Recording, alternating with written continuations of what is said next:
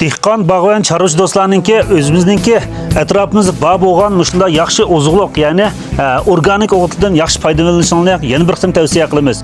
Biz o'zimiz uyimizda beqiyotgan har xil mol-chorvalarning qilari va shundaqla mushunda o'zimiz itizning qillaridan ilib chigan o't cho'plarningki qoldiqlari qatorliq mushkul har xil atrofimizda bor bo'lgan haqsiz mushunda o'g'itlarni çırtıp, yani to'liq çırtıp, meyli itizlerimiz olsun, meyli bag'varalarimiz olsun, müşterilerge işletken vaktimizde bizden nurgulga iqtisodlarimizda tejab qoladi. Qanday chirishni bilmayotgan do'stlar yoki chirishda qanday usulni qo'llansam eng yaxshi bo'ladi degan do'stlar, biz chirqishimiz bozorga solgan mana bu organik o'g'it chirqish bakteriyasini ishlatishinglarni tavsiya qilamiz. Buningki ishiltish omum jarayoni bo'lsa, meyli sizlarningki qig'liringlar bo'lsin va yoki itiz qirlarining ichiga mushta har xil shoxshumba, o't cho'plarning qoldiqlari bo'lsin va yoki sizlarningki suyuq o'g'it yasash, ya'ni ba'zi do'stlarimizningki biliq ko'lchaklar bor emasmi?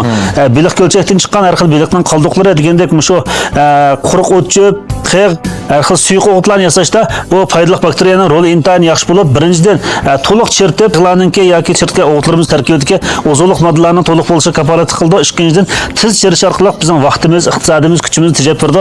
Shunday do'stlar, qig' chirtish jihatlarida maslahat yo'liqsanglar yoki tushunmay qolgan yerlaringlar bo'lsa, bizdan davomli maslahat so'ralishinglarni umid qilamiz. 记得点赞关注哦。